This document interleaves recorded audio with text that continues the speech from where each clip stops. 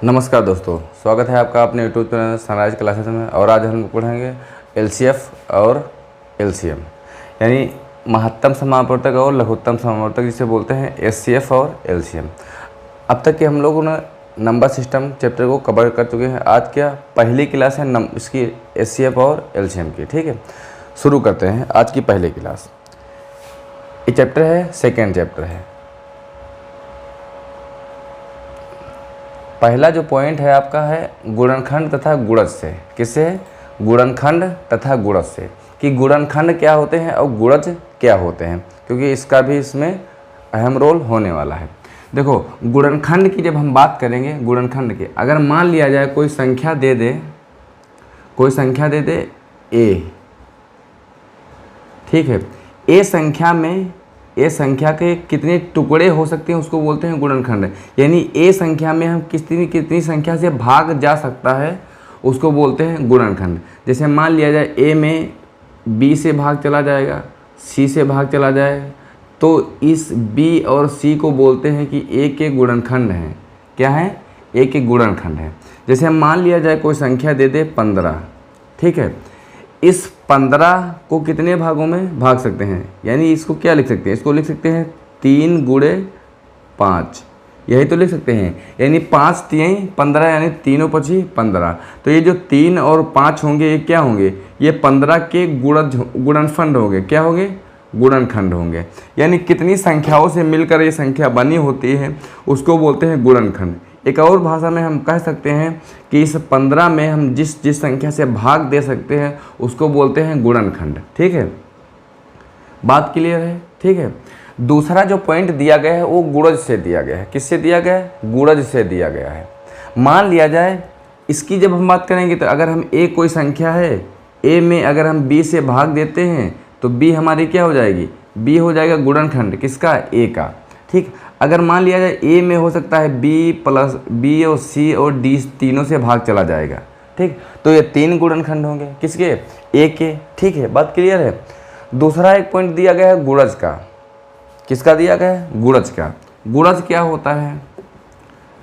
गुणज का मतलब ये होता है, गुणज का मतलब होता है कि मान लिया जाए एक 3 है, 3 का गुणज क्या होगा? गुणज का मतलब होता है जो 3 के टेबल में आएगा। क्या?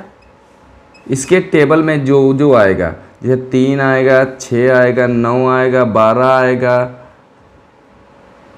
15 आएगा, 18 आएगा, 21 आएगा, 24 आएगा, इसी तरह। यानी गुणज का मतलब होता है उसका टेबल। ठीक, उसका टेबल में जितने भी नंबर आएंगे वो सब उसके गुणज में आए। मान लिया जाए कहेगा 15 के गुणज कौन कौन से हो सकते हैं? 15 होगा, 15 दूना 30 होगा, 45 होगा, 60 होगा, 75 होगा।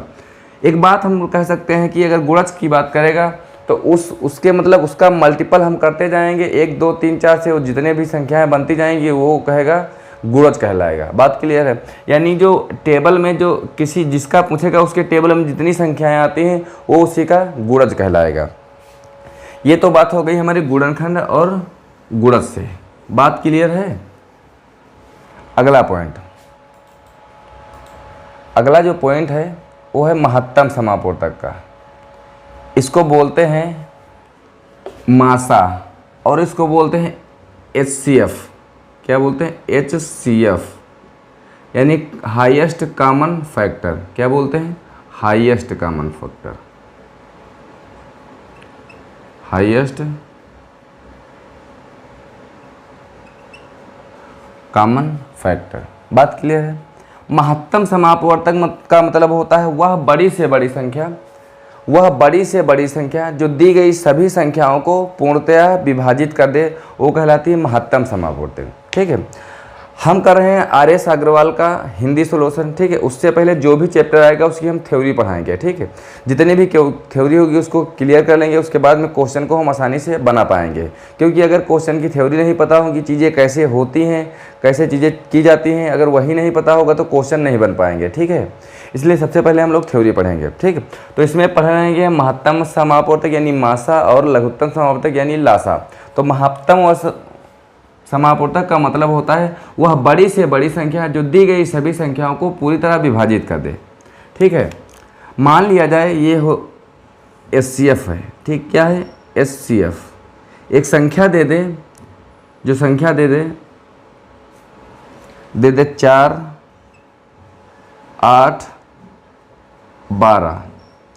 HCF का मतलब होता है, HCF वो बड़ी से बड़ी संख्या होती है जो दी गई सभी संख्याओं को पूरी तरह विभाजित कर दे, वो HCF। यानी HCF से संख्याओं में भाग लगाया जाता है। किससे? संख्याओं में भाग लगाया जाता है। एक होता है LCM, हम सब बात यहीं बताते हैं HCF की और LCM की। एक होता है LCM,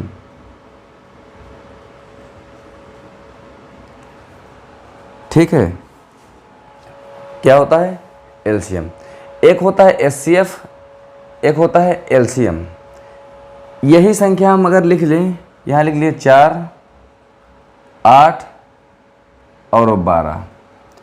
LCM का मतलब होता है वह बड़ी से बड़ी संख्या जो दी गई सभी संख्याओं को पूरी तरह विभाजित कर दे। यानी HCF से इन संख्याओं में भाग लगाया जाता है, ठीक। तो इसका HCF क्या होगा?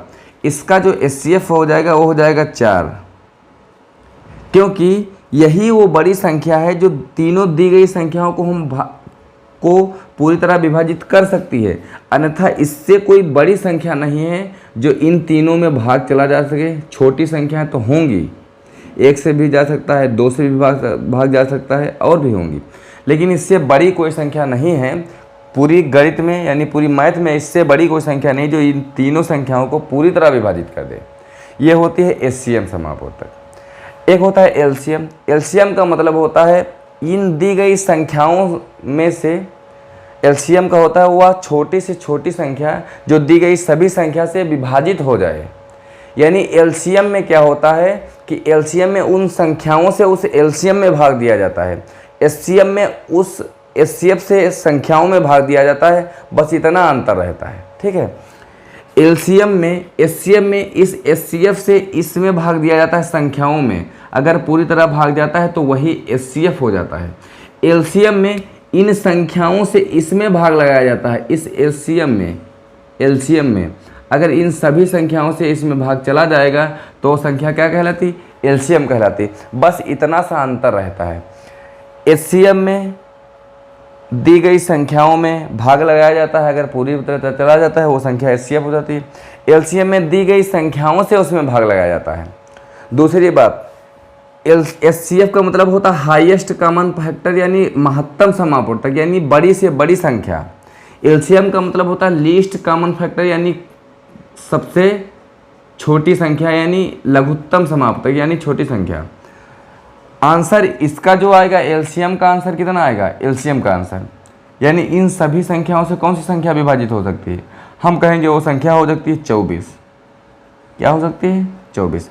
24 ऐसी संख्या है जो दी गई सभी संख्याओं से विभाजित हो जाएगी। और LCM HCF 4 है जो 4 से सभी संख्याओं में भाग चला जाएगा। ये है तो HCF यानी बड़ी सी बड़ी संख्या, हिंदी में इसको बोलते हैं महत्तम समापवर्तक, यानी बड़ा है। महत्तम समापवर्तक है लेकिन सभी संख्याओं में सबसे छोटा है। यहाँ लघुत्तम समापवर्तक है लेकिन सभी संख्याओं से सब हमेशा बड़ा रहेगा, ठीक है। बात क्लियर है? नाम है बड़ा, रहेगा संख्याओं से छोटा, नाम है छोटा, रहेगा संख्याओं से बड़ा। बात क्लियर है? इस तरीके से ये कंसेप्ट कुछ रहता है। अब आया है महत्तम समापवर्तक। कैसे महत्तम समापवर्तक निकालते हैं उसको बताते हैं। ये तो रहा LCM और HCM में अंतर क्या है उसकी बात। अब कैसे हम महासा निकालते हैं।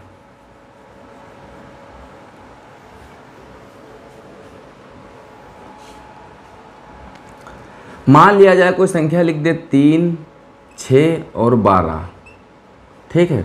कहेगा इसका महत्तम समापवर्तक बताओ, यानी मासा बताओ।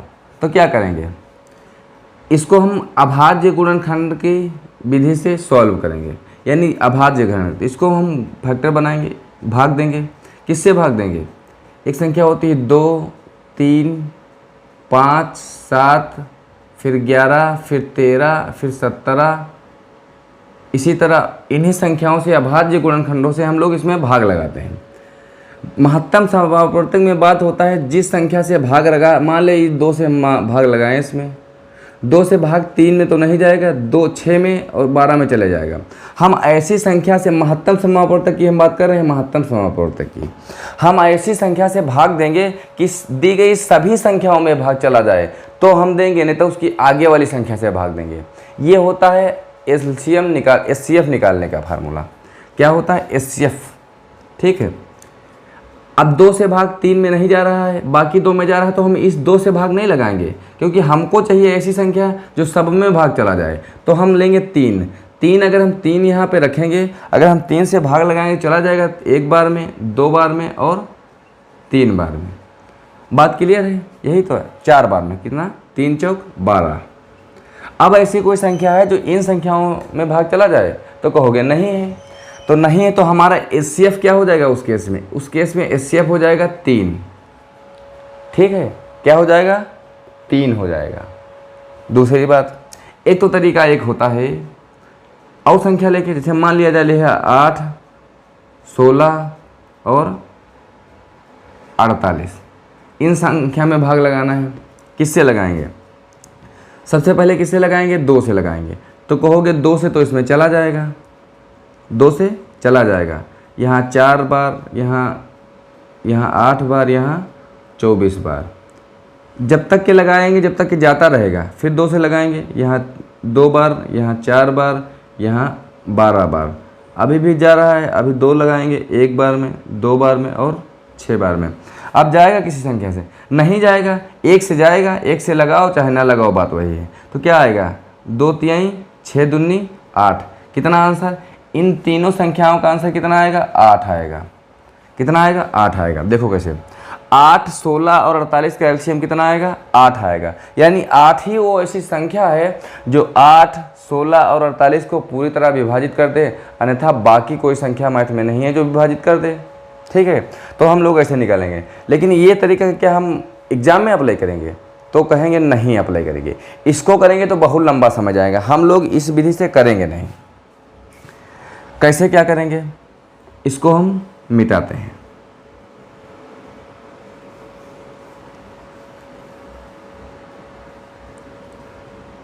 हम लोग इस विधि से एलसीएम एचसीएफ नहीं निकालेंगे।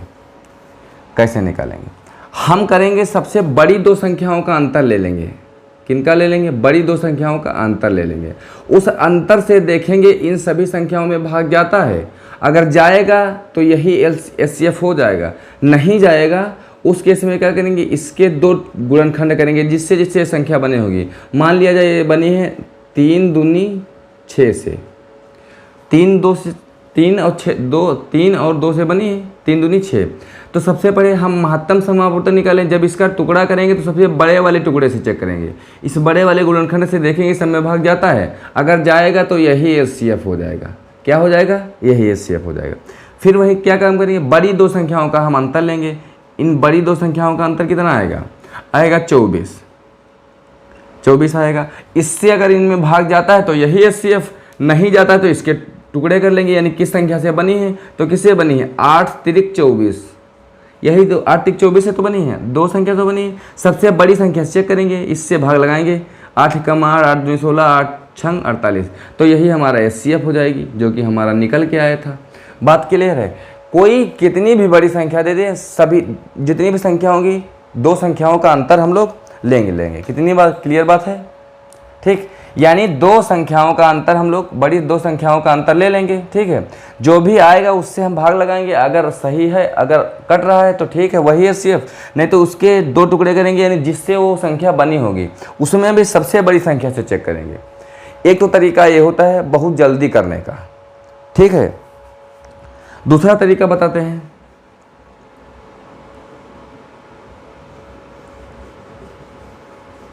दूसरा जो तरीका होता है, मान लिया जाए, लिख दे यहाँ 15 और 60 का एलसीएम क्या होगा? क्या होगा? इसका लासा मतलब वो महत्तम समापवर्तक क्या होगा? तो क्या करेंगे? इस बड़ी वाली संख्या में हम लोग छोटी वाली संख्या से भाग लगाएंगे। ठीक, कितनी बार जाएगा? 15 चौको 60,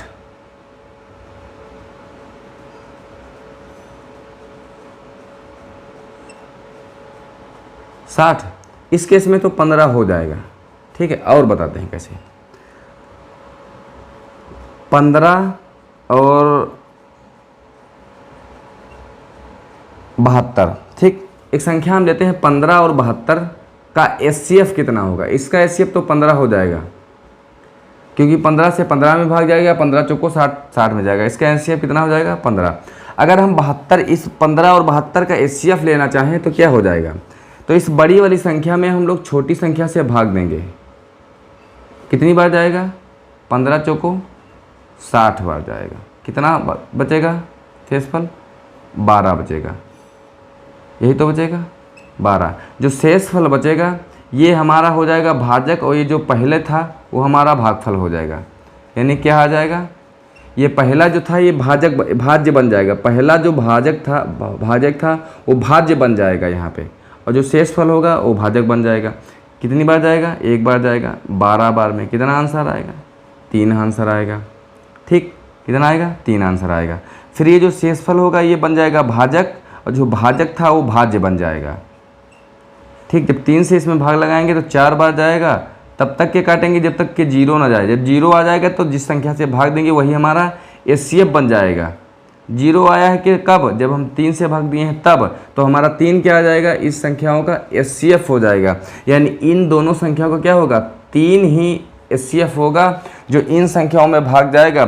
3 के अलावा ऐसी कोई संख्या नहीं जो इनमें पूरी तरह भाग चला जाएगा। बात क्लियर है। ये होती है हमारी बात HCF की।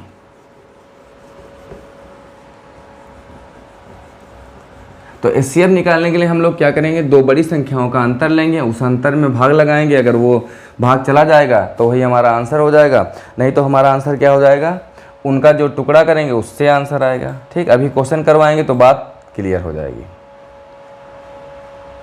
अगला जो होता है उसको बोलते हैं लघुत्तम समापवर्तक, यानी LCM बोलते हैं। LCM ये होता है सबसे छोटी संख्या। क्या होती है, सबसे छोटी संख्या होती है। लघुत्तम समापवर्तक हम लोग कैसे निकालते हैं, देखो एक दिया, जैसे मान लिया जाए, देखिए 4, 8 और 12, इन संख्याओं का लघुत्तम समापवर्तक क्या होगा। तो एकदम कायदे से समझिएगा, क्योंकि इसमें थोड़ा टाइम लगेगा, लेकिन जब चीज़ें समझ में आ जाएंगी तो एकदम क्लियर समझ में आएगी। ठीक, कैसे, मान लिया जाए इन संख्याओं का क्या होगा, तो सबसे बड़ी संख्या ले लेंगे, बड़ी संख्या 12। ठीक है, 12 संख्या लेंगे। अब देखेंगे ये संख्याएं बनी किससे हैं, देखो इसको देखो, ये बनी है 2 और 2 से, 2 दूनी 4 से। ये किससे बनी है, 2 दूनी 4 दूनी 8 से बनी है। बात क्लियर है। 12 किससे बनी है, 2 दूनी 4 तिहाई 12 से बनी है। ठीक है, अगर इन पहले ये देखो, ये जो हम गुणनखंड किए हैं इसको तुमको करना नहीं है, लेकिन हम समझाने के लिए कैसे करना है उसको सीखते हैं। पहले LCM कैसे निकालते हैं। ये संख्याएं जो दे देगा तुमको, संख्याएं देगा, उसमें सबसे बड़ी संख्या को इधर उठा के लिख लेंगे। ठीक, बड़ी संख्या को इधर उठा के लिख लेंगे, यहाँ गुणा निशान लगाएंगे। अब देखेंगे इस वाली संख्या से इसमें भाग जाता है। अगर इससे भाग जाता है जिस संख्या में, तो इसको छोड़ देंगे, क्योंकि चला जा चाहती है 12। 8 से देखो इसमें भाग जाता है, तो कहोगे नहीं जाता है। ठीक है, तब जब जिस संख्या से भाग नहीं जाएगा बड़ी वाली संख्या में, उसमें देखेंगे कौन से गुणनखंड है। ये गुणनखंड है। जो बड़ी वाली संख्या है इसमें कौन से गुणनखंड है, इसमें देखो 2 2 3 बार हैं, और इस 12 में क्या क्या है, 12 में 2 बार गुण 2 है, तो 2 बार तो इसमें है। तो जितने बार इसमें बड़ी वाली संख्या में होंगे उतने हम उस संख्या से नहीं लेंगे, जो नहीं है उसको हम ले लेंगे। यहाँ यही तो 2 ले लिए। अब देखो 4 का क्यों ले लेके, क्योंकि 4 का भाग इसमें जा रहा है, क्योंकि 2 दूनी 4 बना है, 2 इसमें भी है, 2 इसमें भी, इसलिए इसका गुणा इसमें चला जाएगा, इसलिए इसको छोड़ दिए हैं। ठीक है, कितना आएगा, 12 दूना 24, यानी इन तीनों संख्याओं का LCM कितना होगा, 24 हो जाएगा। ठीक है, दूसरी बात सुनो, मेरे कहने का मतलब ये है कि अगर ये 4 है, यहाँ 8 है, यहाँ 12 है, सबसे बड़ी संख्या ले लेंगे, बड़ी संख्या ले लेंगे, फिर देखेंगे इन संख्याओं से भाग जाता है कि नहीं जाता। जिस संख्या से भाग जाएगा उसको हम छोड़ देंगे, जिस संख्या से नहीं जाता है उसके टुकड़े बनाएंगे, फिर देखेंगे कौन सा इसमें नहीं है। 2 बार 2 दूनी 4 तो इसमें भी है, इसमें भी 2 बार, तो इनको छोड़ देंगे। जो नहीं है इसका गुणा कर देंगे, तो हमारा LCM आ जाएगा। बात क्लियर है। और संख्या लेके करवाते हैं, फिर देखो मान लिया जाए, लिख दिया जाए यहाँ पे 12, 24 और 72। ठीक है, अब देखो हम सबसे पहले क्या करेंगे, बड़ी वाली संख्या लेंगे, गुणे में लिखेंगे, इससे इसमें भाग लगाएंगे, जाएगा 12 छंग 72, 24 से देखो जाएगा 3 बार में, 3 चौक 12 चला जाएगा, तो हमारा यही आंसर हो जाएगा। यानी सबसे पहले हम काम करेंगे, जो दी गई संख्याएं हैं उस संख्याओं में सबसे बड़ी संख्या लेंगे, इन संख्याओं से देखें इसमें भाग जाता है सभी संख्याओं चला जाएगा, तो यही हमारा एलसीएम हो जाएगा। नहीं जाएगा तो एक काम करेंगे, जब नहीं जाएगा तो इसका 2 गुना कर लेंगे, 72 का 2 गुना कर लेंगे, उसमें फिर इस संख्याओं से भाग देंगे, फिर देखेंगे कि जाता है कि नहीं जाता है। अगर चला जाएगा तो वो हमारा एलसीएम कहलाता है। बात क्लियर है? ठीक है, ये हो जाएगा हमारा एलसीएम और एचसीएफ वाला। अब अगला पॉइंट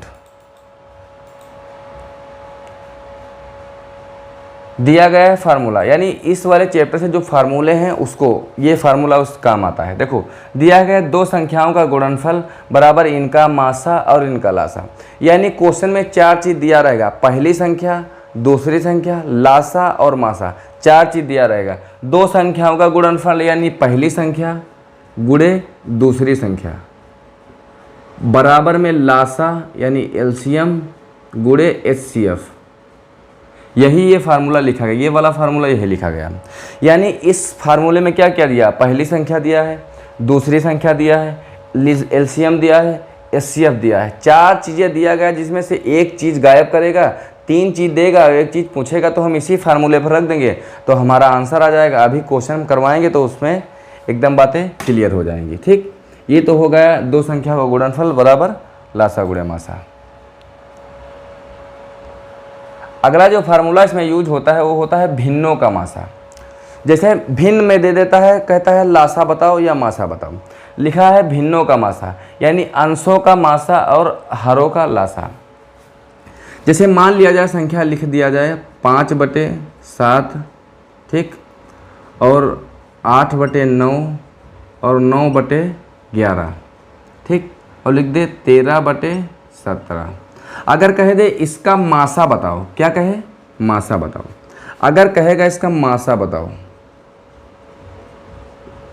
मासा का मतलब होता, मासा पूछा है मासा, जब इस कंडीशन में मासा पूछेगा तो हम क्या करेंगे आंसर, ये जो बटे में है यानी एक ऊपर संख्या एक नीचे है यानी बटे में आंसर आएगा। इस तरह जब मासा पूछेगा तो सबसे ऊपर मासा निकालेंगे, नीचे लासा निकालेंगे। कहने का मतलब ये है जब मासा पूछेगा तो ऊपर वाली संख्याओं का हम मासा निकाल के यहाँ लिख देंगे और नीचे वाली संख्याओं का लासा निकाल के नीचे लिख देंगे, और जो अगर कटेगा तो काट पी लेंगे, वही हमारा आंसर आ जाएगा। मासा पूछेगा तो ऊपर वाली संख्याओं का मासा। दूसरे केस में अगर लासा पूछेगा, क्या पूछेगा, अगर लासा पूछेगा, ठीक। अगर मान लिया जाए संख्या लिखी, यही सेम संख्या लिख देते हैं ताकि समझ में आ जाए। संख्या लिख देते हैं ये वाली। अगर आपसे मासा पूछेगा तो ऊपर वाली संख्याओं का मासा लिखेंगे, नीचे वाली संख्याओं का लासा। अगर आपसे मासा पूछेगा तो ऊपर वाली संख्याओं का लासा लिखेंगे, लासा पूछेगा तो ऊपर वाली संख्याओं का लासा यानी 5, 8, 9 और 13 का लासा, और नीचे वाली संख्याओं का मासा लिखेंगे। कहने का मतलब मेरे ये है, क्वेश्चन में एक भिन्न वाली संख्या में दिया गया है और लासा मासा पूछेगा तो जो चीज़ पूछेगा तो ऊपर वाली संख्याओं का वही निकालेंगे। मासा पूछेगा तो ऊपर वाली संख्याओं का मासा, नीचे वाली संख्याओं का लासा। अगर लासा पूछेगा तो ऊपर वाली संख्याओं का लासा निकालेंगे, नीचे वाली संख्याओं का हम लोग मासा निकालेंगे। बात क्लियर है? जो चीज़ पूछेगा ऊपर वाली वो संख्या निकालेंगे, नीचे वाले उसके अपोजिट, क्योंकि मासा और लासा 2 ही चीज़ तो होती हैं। बात क्लियर है? इस प्रकार से हम लोग करेंगे।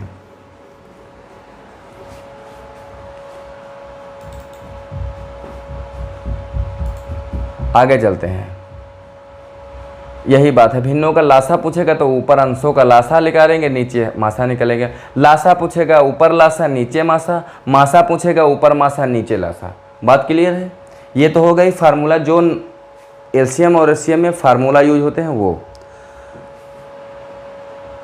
अब चीज़ें जो आएंगी ये हम प्रश्नावली चालू करेंगे। इसमें प्रश्नमाला 2A, फिर प्रश्नमाला 2B चालू होगी। ठीक, तो प्रश्नमाला 2A में जो पहला क्वेश्चन है वो इस प्रकार से दिया गया है, ये दिया गया है। किस प्रकार से? ये दिया गया है। लिखा है 611 और 1363 का सरलतम रूप लिखो। कहने का मतलब होता है, कहने क्वेश्चन का कह ये रहा है कि जो 611 बटे 1363 है उसको और आगे सरल कर दो, यानी जो कटता है उसको काट दो। कहने का मतलब ये है। तो सबसे पहले हम किससे काटेंगे? अगर हमको किसी का मतलब ये किससे कटेगी, वो डिविजिबिलिटी रूल पता होना चाहिए, या तो हमको पता होना चाहिए कि मासा क्या होगा, तब हम लोग आसानी से काट पाएंगे।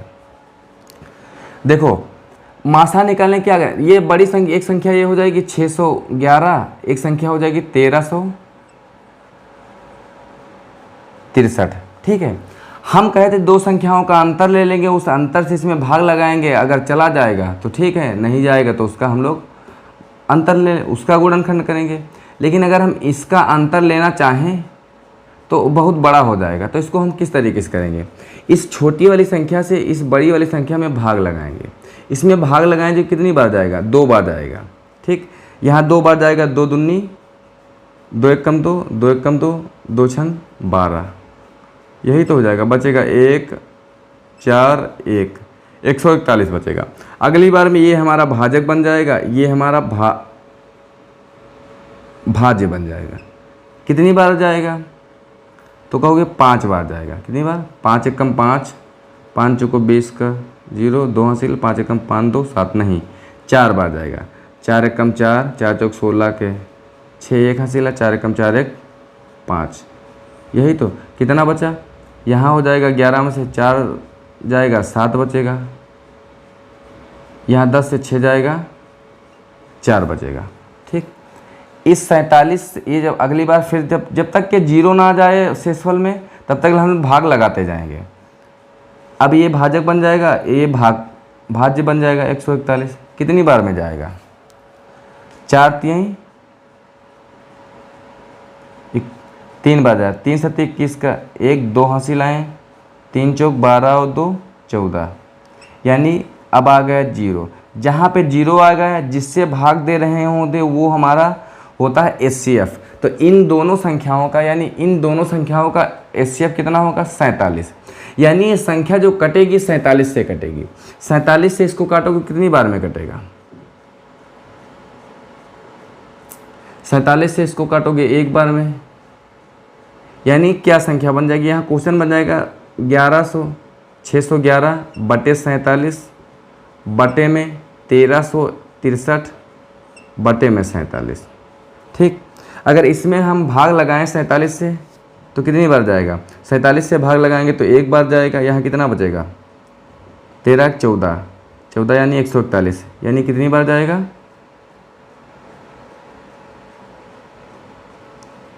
3 बार जाएगा। कितनी बार जाएगा? 3 बार जाएगा। यहाँ से भाग लगाएंगे तो कितनी बार जाएगा? 2 बार जाएगा तो हो जाएगा 14 8 9, यही तो हो जाएगा। 94 हो जाएगा, बचेगा 6 42 और 3, कितना बचेगा? यानी अगर हम इस 1363 में 47 से भाग लगाएंगे तो कितनी बार जाएगा? 2 बार जाएगा। यहाँ हो जाएगा 2 7 14 के 4, 1 हासिल है, 4 दूनी 8 1 9, यहाँ कितना बचेगा? 2, यहाँ कितना बचेगा? 3 4, कितना बचेगा? 4, यहाँ से 3 हासिल उतरेगा। फिर कितनी बार जाएगा? जाएगा 9 बार। कितनी बार जाएगा? 9 बार जाएगा। कितना हो जाएगा? 423 हो जाएगा। यानी कितनी बार कटेगा? 23 बार। यानी आंसर हमारा कितना आएगा? 13 बटे 29 हमारा आंसर आ जाएगा। कितना आएगा? 23 बटे 29, सॉरी 13 बटे 29, कितना आएगा? 13 बटे 29 आंसर आएगा। कहने का मतलब जब हम इसको किस तरीके से सॉल्व करेंगे, इसका जब बड़ा रूप सरलतम रूप पूछेगा तो इसका हम HCF निकालेंगे दोनों, उसी संख्या से इसको तो हम काट पाएंगे। ये जितनी बार हम बताए हैं किस तरीके से लगाना है। ठीक, इधर देखो, यानी हम बड़ी वाली संख्या में छोटी वाली संख्या से भाग लगाएंगे, जब तक के लगाते जाएंगे जब तक कि 0 नहीं आ जाएगा। जब 0 आ जाएगा तो वही हमारी इन संख्या का HCF होगा, यानी इसी संख्या से हम दोनों में भाग लगाएं तो संख्या कट सकती है। ऊपर वाली संख्या 611 कटेगी 47 से 13 बार में, नीचे वाली 1363 कटेगी 29 बार में। आंसर आएगा कितना? 13 सही, 13/29 आंसर आ जाएगा इस प्रश्न का। यानी सरल करने वाला सवाल है। कौन सा? सरल करने वाला सवाल है। अगला सवाल दिया गया है 777। फिर से वही काम करेंगे, यानी इनका हम लोग क्या करेंगे? मासा निकालेंगे। मासा निकालेंगे। कैसे निकालेंगे? बड़ी वाली संख्या में, इस बड़ी वाली संख्या में छोटी वाली संख्या से भाग देंगे।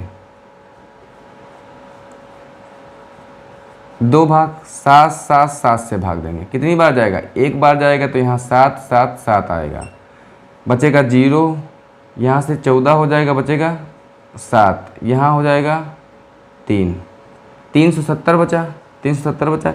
इस 370 से भाग लगाएंगे 77 में, 777 में। कितनी बार जाएगा? एक ही बार तो जाएगा, क्योंकि 2 बार जाएगा 600, 2 बार जाएगा। 0 2 7 14 के 4, 1 हासिल आए, 2 3 6 7। कितनी बार गया? बचा यहाँ से 3 और 7, फिर यहाँ बचेगा 370। कितनी बार कटेगा? 10 बार में कट जाएगा पूरा 370, यानी आ जाएगा 0। यानी इस मासा कितना होगा? 37। यानी 37 से हम इसको भी विभाजित कर सकते हैं और 37 को इसको भी विभाजित कर सकते हैं। जितना आंसर आएगा हमारा आ जाएगा। बात क्लियर है? इस तरीके से हम लोग इसको सरल करेंगे। यानी तरीका कौन सा होगा? सबसे बड़ी वाली संख्या में सबसे छोटी वाली संख्या से भाग लगाते हैं जब तक के 0 ना जाएगा तो हमारा मासा आ जाएगा। ठीक वही सवाल ये भी है, उसी तरह हम लोग सॉल्व करेंगे। यानी इसका मासा निकालेंगे, फिर इसमें भाग देंगे, इसमें भाग देंगे, जो भी आंसर आएगा हमारा आ जाएगा। क्लियर है चीज़? अगला सवाल ये भी सेम वही हुआ, या सरल करने वाला सवाल। इसका हम मासा निकालेंगे। ठीक, क्लियर कर। एक तरीके 3-4 सवाल होंगे तो हम एक सवाल बता देंगे, उसके आगे एक सवाल तुम लोग खुद अपने मन से करोगे, क्योंकि एक सवाल से हम लोग सीख लेंगे, वही सवाल से। अगर नहीं समझ में आएगा तो वीडियो रोक के हम लोग सीख लेंगे। क्लियर है चीज़ें? अगला सवाल, ये सवाल दिया गया महत्तम समापवर्तक के, यानी 5 नंबर जो क्वेश्चन दिया गया है वो है महत्तम समापवर्तक से। हमने आपको क्या तरीका बताया है कि जो 2 संख्याएं दी गई होंगी उन सभी संख्याओं का हम लोग गुणनखंड कर लेंगे। जितनी संख्या में गुणनखंड करेंगे उसमें सबसे बड़ी वाली संख्या से चेक करेंगे। ठीक, लेकिन ये क्या करेंगे? जब संख्याएं छोटी होंगी, जब संख्याएं बहुत बड़ी होंगी तो उसमें हम ये तरीका नहीं अपनाएंगे। कौन सा तरीका फिर अपनाएंगे? हम बताए थे ये जो जब बड़ी संख्या होंगी तो सबसे बड़ी वाली संख्या में सबसे छोटी वाली संख्या से भाग लगाएंगे। यही तो काम करेंगे। तब तक के लगाएंगे जब तक के 0 ना जाए। जब 0 आएगा तो वही भाजक ही हमारा महत्तम समापवर्तक होता है। जब हम इससे भाग लगाएंगे तो कितनी बार जाएगा?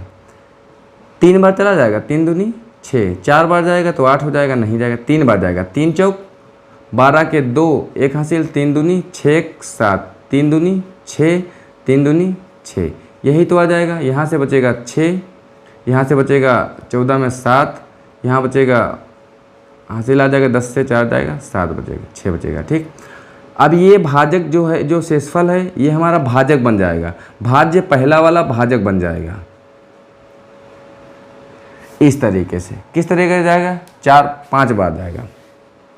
5 छक्का 30 का 0, 5 7 35, 3 38, 5 चौको 20 3 23, 20 3 23, 5 बार नहीं जाएगा, 4 बार देख लेते हैं। 4 छंग 24 के 4, 4 7 28 29 30, 4 दूनी 8 3 11,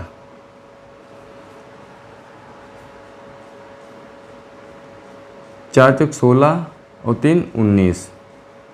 कितनी बार गया? 19 बार गया। यहाँ कितना बचा? यहाँ बचा 0, यहाँ बचा 2, यहाँ बचा 4। कितना बचा? 4। फिर ये शेषफल है, ये फिर भाजक बन जाएगा और ये क्या बन जाएगा? हमारा भाज्य बन जाएगा। इसमें जब भाग लगाएंगे तो कितनी बार जाएगा? 1 बार जाएगा। कितना बचेगा? 56 आएगा। शेषफल कितना आएगा? 56 आएगा। फिर इस 56 में हम 56 से भाग लगाएंगे किसमें? 420 में। कितनी बार जाएगा? 4 पंचे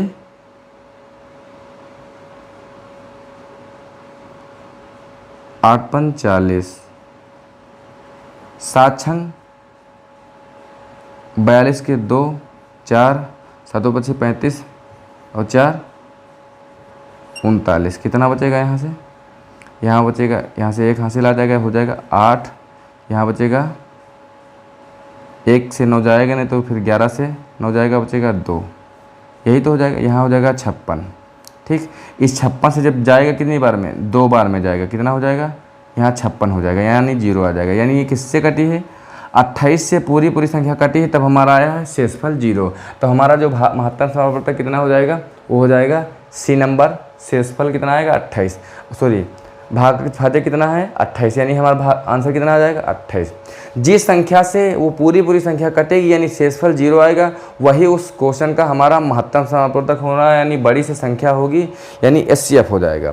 तो हम क्या करेंगे? सबसे बड़ी वाली संख्या में सबसे छोटी वाली संख्या से भाग लगाते जाएंगे, जब तक के लगाते जाएंगे जब तक कि 0 ना जाए। जब 0 आ जाएगा तो वही भाजक ही हमारा महत्तम समापवर्तक हो जाता है। बात क्लियर है? इस तरीके से हम लोग महत्तम समापवर्तक वाले क्वेश्चन को सॉल्व करेंगे। अगला क्वेश्चन जो दिया गया है, अगला दोनों क्वेश्चन दिए गए हैं महत्तम समापवर्तक से। फिर से वही काम करेंगे। क्या करेंगे? अब यहाँ है 3 संख्याएं। 3 संख्या कौन सी? 216, 288, 272। क्या करेंगे? ये जो 216 है और 288 और 772 है, इन संख्याओं में हम 2 संख्याओं का अंतर ले लेंगे। ठीक, इन 2 संख्याओं का अगर हम 216 और 288 का अंतर ले लेंगे तो कितना आ जाएगा? यहाँ हो जाएगा 2 और 7, कितना हो जाएगा? 72 हो जाएगा। 72 ही तो होगा। अब हम देखेंगे 72 से भाग लगाएंगे, इस 72 से इसमें भाग जाएगा तो 7 तिरिक 21, 3 दूनी 6, 7 चौक 28, 4 दूनी 8, चला जाएगा। अगर इस जो अंतर आएगा, इस अंतर से तीनों संख्याओं में अगर हम भाग लगाएंगे, अगर चले जाएगा तो वही हमारा एचसीएफ हो जाएगा। इन 2 संख्याओं का अंतर ले लिए, 72 आई, इस 72 से जब इसमें भाग लगाएंगे, अगर हम 3 बार इसको काटेंगे तो 3 दूनी 6, 3 सत्ते 21, इसमें भाग लगाएंगे 4 बार, 4 दूनी 8, 4 सत्ते 28, इसमें तो कट ही जाएगा। तो हमारा वही आंसर हो जाएगा। कितना हो जाएगा? 72 आंसर हमारा हो जाएगा। यानी जो दी गई संख्याएं उनमें किसी 2 संख्याओं का अंतर ले लेंगे, उस अंतर से हम उस संख्याओं में भाग लगाते हैं तो वही हमारा आंसर हो जाएगा। बात क्लियर है? तो हमारा आंसर कितना आ जाएगा? 72 आ जाएगा। जो 7 नंबर क्वेश्चन है, 7 नंबर में कहा है एचसीएफ क्या होगा। हमने आपको बताया 2 संख्याओं का अंतर ले लेंगे, इनका जब इनका अंतर लेंगे तो कितना आ जाएगा? इसका अंतर जब हम लेंगे तो यहाँ अंतर कितना आ जाएगा? 4 से 4 जाएगा तो 0 आएगा। इस 4 से इस 3 जाएगा, कितना आएगा? 1 आएगा। इस 12 से 13, इस 13 से इस 12 जाएगा, कितना आ जाएगा? 2 आ जाएगा। यानी आंसर कितना आ जाएगा? 210 आ जाएगा। कितना आया? 210 आ जाएगा। क्या हम 210 से इसमें भाग लगाएं तो चला जाएगा? चला जाएगा? तो कहोगे नहीं जाएगा। किससे फिर क्या करेंगे? इसके 2 टुकड़े करेंगे, 21 गुणे 10, यही तो हो जाएगा। तो लगाओ 21 से भाग चला जाएगा क्या? 21 से जब इसमें भाग लगाएंगे, इसमें चला जाएगा, इसमें चला जाएगा, इसमें चला जाएगा, तो हमारा आंसर क्या हो जाएगा? 21 हो जाएगा। इस तरीके से हमारा आंसर हो जाएगा। यानी 2 संख्याओं का अंतर ले लेंगे। ठीक, अंतर से जब भाग लगाएंगे, जब भाग चला जाएगा तो वही हमारा एचसीएफ हो जाएगा। नहीं जाएगा तो जो अंतर लिए होंगे उसके हम 2 टुकड़े करेंगे, उसमें सबसे बड़े वाले टुकड़े से भाग लगाएंगे, वो हमारा आंसर होगा। नहीं होगा तो छोटा वाला जो होगा वो आंसर होगा ही। एकदम बात क्लियर है? अगला क्वेश्चन जो है दिया गया है 9, 8 और 9 दिया गया है। इसमें भी कहा है कि एचसीएफ बताओ, महत्तम समापवर्तक बताओ क्या होगा। महत्तम समापवर्तक हमने जो बताया वो तरीका होता है, यानी दी गई संख्याओं में किसी 2 संख्याओं का अंतर ले लेते हैं, उस अंतर से हम भाग लगाते हैं, इसमें अंतर चला जाता है तो वही हो जाता है। दूसरी बात एक और हम बताते हैं ऑप्शन से करने का। सबसे तरीका अच्छा होता है ऑप्शन से करने का। ऑप्शन से कैसे करेंगे? ऑप्शन यहाँ दिया गया 8 का डिविजिबिलिटी जो रूल होता है, विभाज्यता का नियम होता है, उसमें 3 संख्याएं जो होती हैं लास्ट की वो 8 से विभाजित होंगी, तो संख्या 8 से विभाजित हो जाएगी। ठीक, तो संख्या विभाजित हो जाएगी।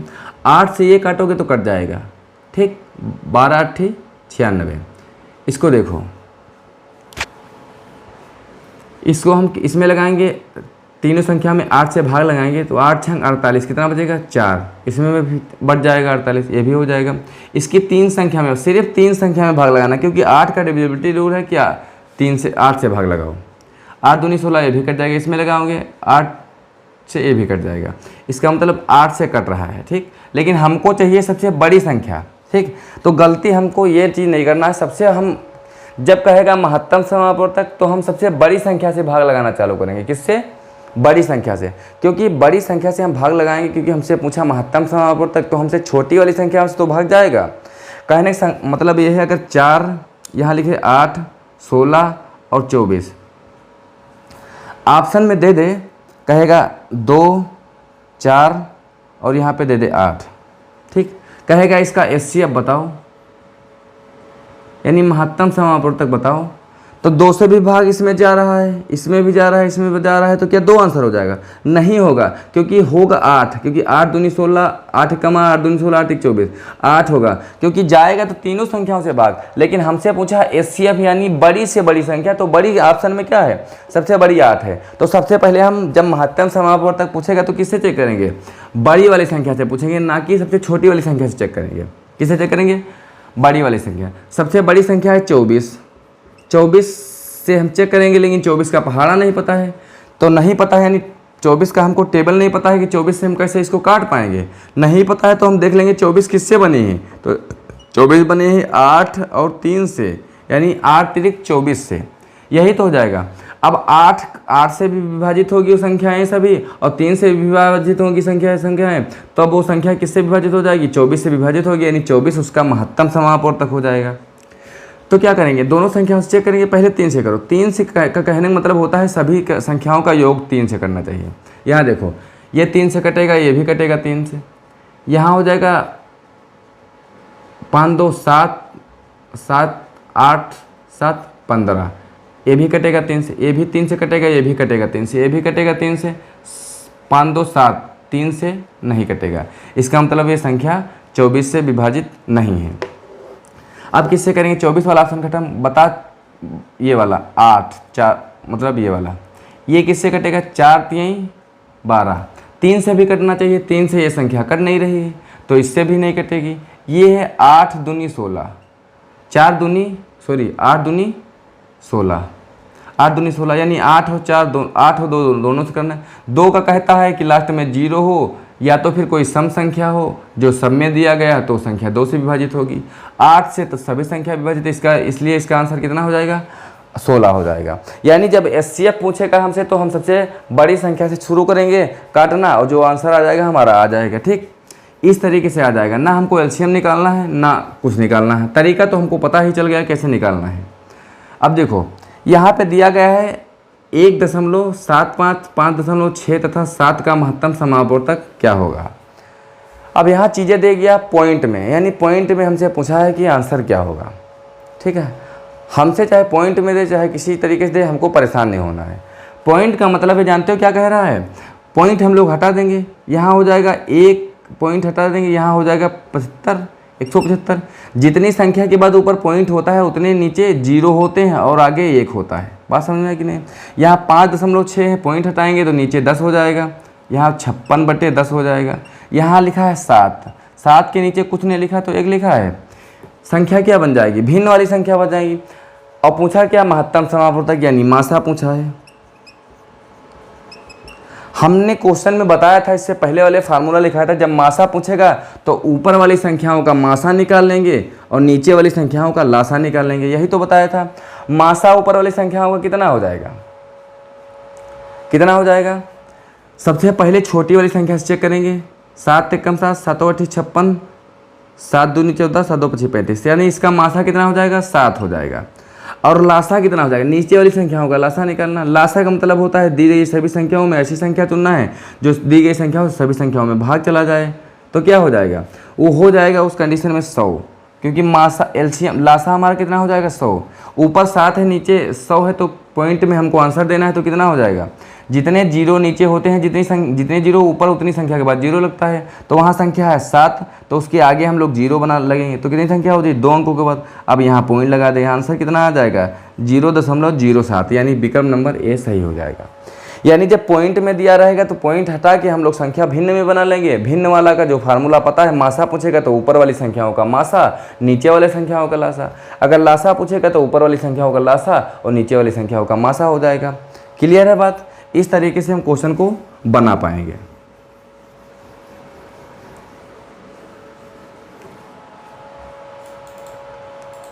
अगला क्वेश्चन है, अगला क्वेश्चन फिर से दिया गया है, फिर से महत्तम समापवर्तक और फिर से दिया गया है पॉइंट में। पॉइंट हटाएंगे, यहाँ लिखा है 24, नीचे एक जीरो है तो एक पॉइंट के बाद जीरो तो यहाँ 10, यहाँ लिखा है पॉइंट 36 यानी 2 के बाद है तो यहाँ 100 हो जाएगा। यहाँ 72 है यानी पॉइंट के साथ 2 है, इसका मतलब एक संख्या के बाद यहाँ 10 हो जाएगा। महत्तम समापवर्तक पूछा है तो ऊपर वाली संख्या का हम लोग मासा निकालेंगे। तो मासा कितना आएगा? इन सभी संख्याओं में ऐसी संख्या चुनना है जो भाग पूरी संख्याओं में ऊपर वाली संख्याओं में भाग चला जाए, वो मासा हो जाएगा। तो मासा के लिए क्या करेंगे? 2 संख्याओं का अंतर ले लेंगे। इनका अंतर कितना आ जाएगा? इनका अंतर लेंगे दोनों तो आएगा 12। ठीक, 12 से इसमें भाग लगाओ, 12 दूना 24, 12 3 36, 12 6 72 यानी 12 ही हमारा मासा हो जाएगा। यानी 2 संख्याओं का अंतर ले लेंगे, अंतर से हम भाग लगाएंगे, सभी संख्याओं में चला जाएगा तो मासा हो जाएगा। लासा क्या हो जाएगा? जो दी गई संख्याओं से किसी संख्या में भाग चला जाएगा तो क्या होगा? वो संख्या होगी 100। 100 में 10 से भी भाग जाएगा, 100 से भी भाग जाएगा और 10 से भी भाग जाएगा। यहाँ 2 जीरो है तो ऊपर हम 2 संख्या के बाद पॉइंट लगाएंगे, यानी यहाँ पे लगाएंगे तो आंसर कितना हो जाएगा? 0.12 आंसर हो जाएगा। यानी विकल्प नंबर सी हमारे प्रश्न का सही जवाब हो जाएगा। आज की क्लास यहीं तक रहने देते हैं। अगली क्लास में हम लोग कल की क्लास में 11 नंबर क्वेश्चन से सॉल्व करेंगे। जो बच्चे चैनल पे नए हैं कृपया चैनल को सब्सक्राइब कर लें ताकि नई वीडियो का नोटिफिकेशन आप तक समय से पहुंच जाएं और बेल वाला आइकन प्रेस जरूर कर लीजिएगा। थैंक यू दोस्तों।